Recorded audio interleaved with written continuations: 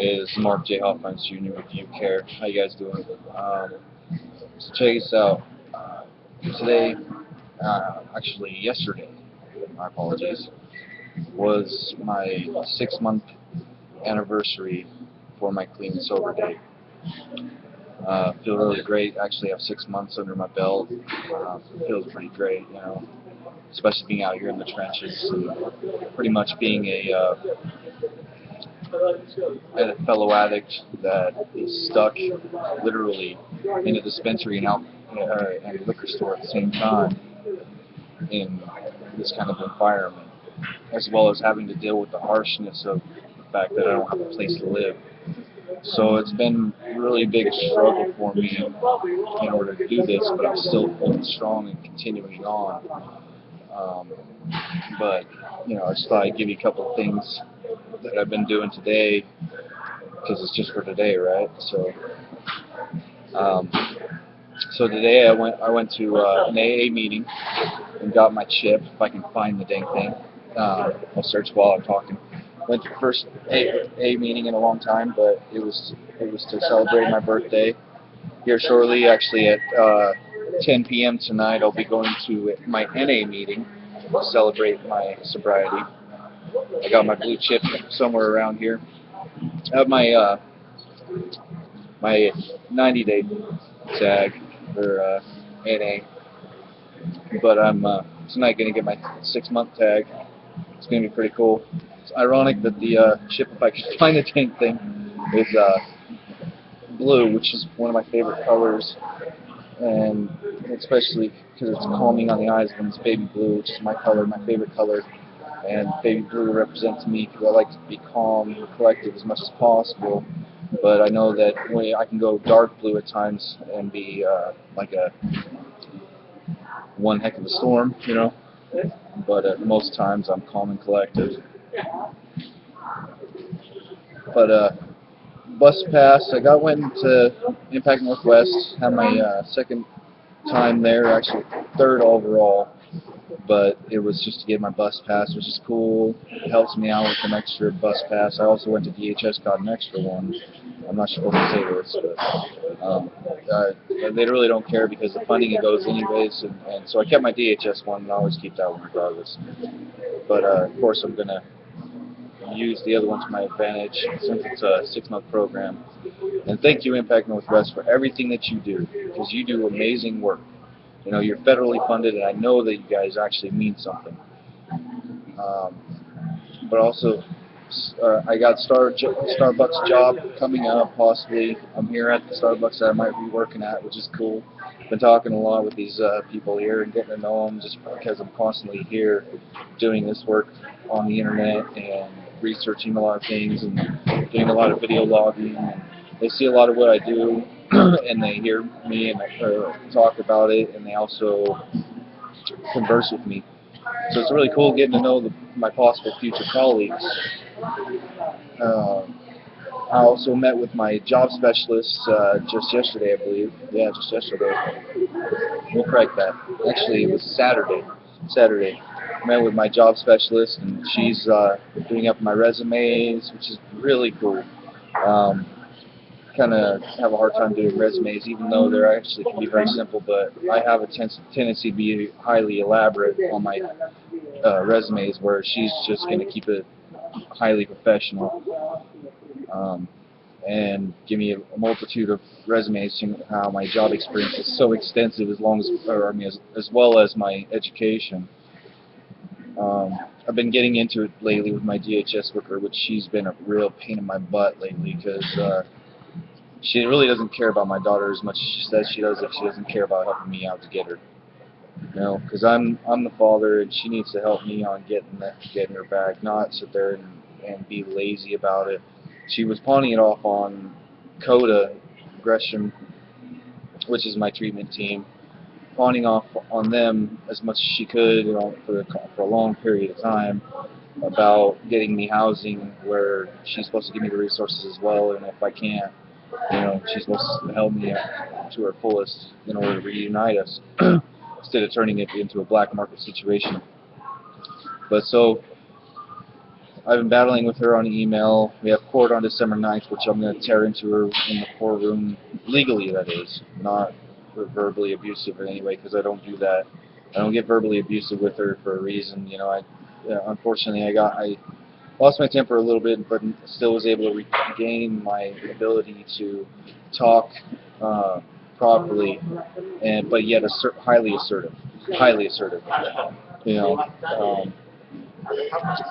it's a matter of, I think I just need a new DHS worker. Actually, I just told her flat out. I just asked you to hand over your caseload for me to your supervisor, because you're obviously inadequate for the job. She doesn't seem to want to help me, and has a huge bias against me for my prior prison offenses, whatever, my prior criminal history, which is, yeah, it's in my past. Let me go. Let me move on. You know, so it's like, it's a big struggle for me already. So why does she have to hold it against me and then use it against me? It's not proper of her to do that, especially in the case where the courts have decided just to leave it aside. It has nothing to do with the court case, and the courts have made the decision just to leave me alone on it. Yet she still holds a bias and keeps using it, you know, quietly, but still uses it. She needs to get on her feet when it comes to picking them up and making an effort towards reuniting me and my daughter together, because when I'm stuck out here on the streets in a situation where, you know, that which they made me be in by putting me in this case, you know, it's not that I'm trying to put it all off on her, because she's already admitted, legitimately admitted, and I have the emails to prove it, that I have done all the legwork, and I quote, that they set forth for me. So if I've done every resource that they've given to me, so now what? You know,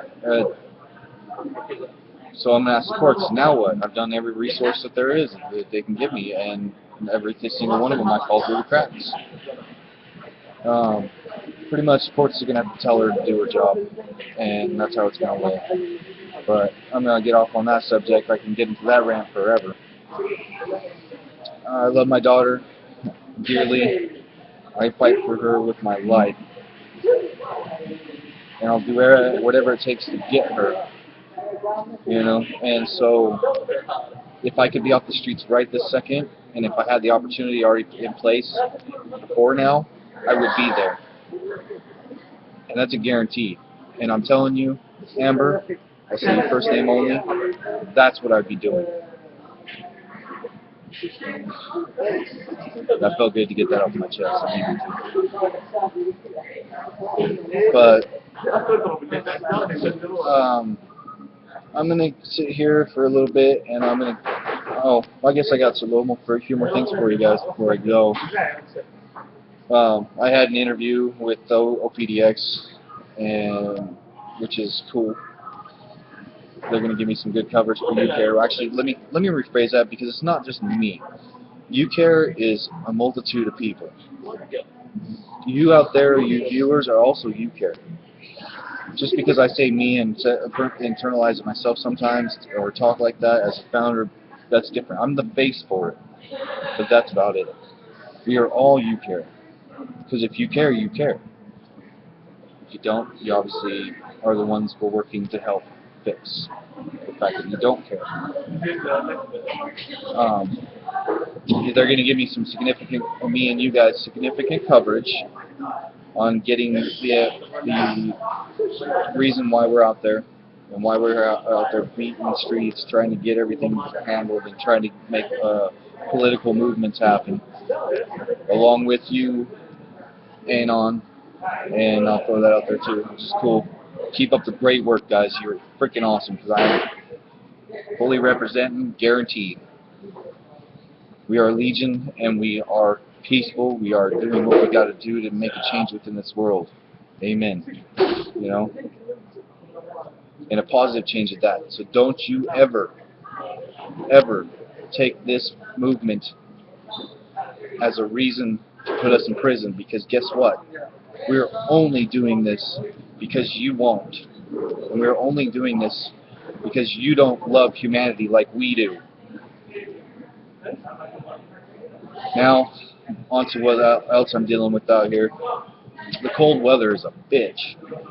It's getting freezing temperatures out here in the winter, and I'm dealing with that now. I have the RV and quote-unquote bike trailer that I live in that's a coffin, you know. Like I always say, they're putting me in one anyways by not doing changes within the system, so I figured I'd sleep in one anyways. Makes a huge political statement that needs to be said. You know, I suffer a lot because of it. You know, I suffer mental issues. I suffer with freezing. You know, I'm not comfortable like you are in your nice, cozy home, in your nice, cozy bed, in your nice, cozy shower, in your nice, cozy kitchen. I don't get that.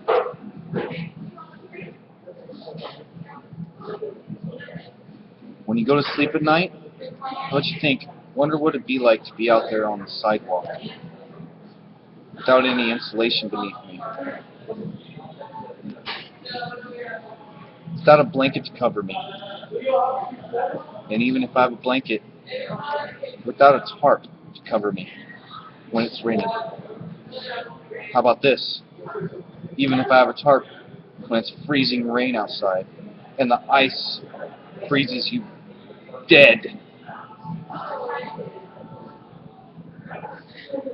gives you frostbite, you have to lose a limb.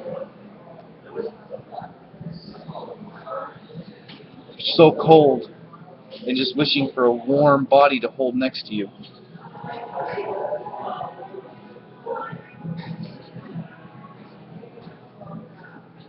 How does that make you feel? How does that make you sleep? Oh, fuck me, right? I just want to be on the streets, right? No, fuck you. I don't want to be on the streets. That's just for you who don't care. For you who do care, God bless you. I love you, and I know if you had the opportunity, you would help. And I love you guys, especially for that. That shows me that you care and that you love me. I needed to say that. I've been dealing with a lot of having to deal with patients. Back on the subject and having to numb myself in order to stop because I was getting a little emotional there. And not overly emotional, just passionate about it. You'll never know what it's like until you are in my shoes. And understand that once you are in my shoes and you have been there, then you might be able to think twice before you do what you do, politicians. Before you do everything that you say you do.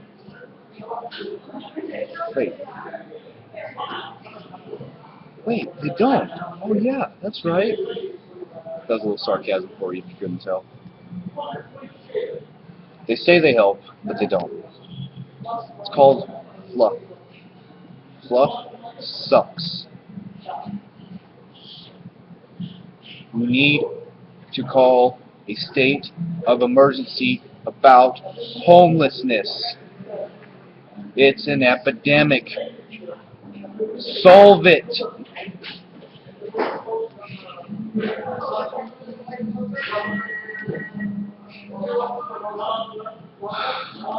Now back to my patient. Even with this going on, I still have that patient. Pray every day. I'm thankful that I wake up. Thank God every day that I wake up.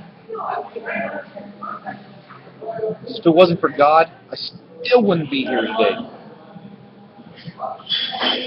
I could be dead with a needle in my arm for all I know. If it wasn't for God, I'd be frozen to that freaking cement.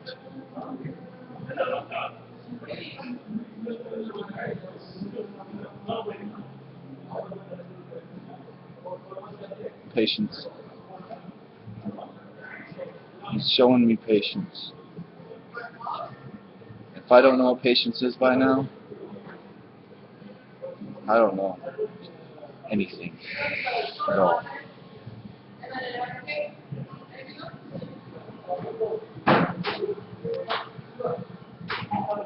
I've asked him to unfuck this world. Prayed and prayed and prayed. And today I yelled out, God, please unfuck this world. That's exactly what needs to happen. This world is so fucked up. And if you got in your head that it isn't, come sleep out here for a week with me and you'll see. It's really fucked up.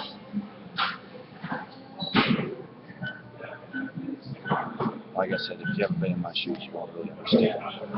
Been on both sides. I've had money, money, and money. 2 BMWs, a 6-bedroom house. I've been there. Try living this life too.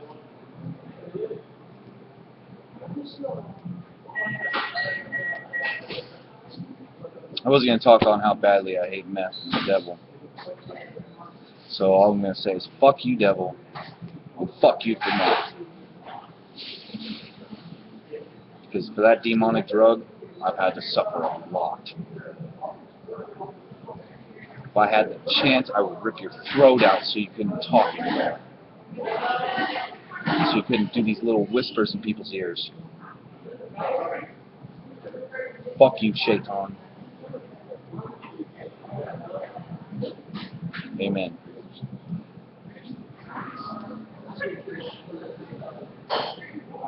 Talk to you guys later. I love you. God bless you. Please be upon you.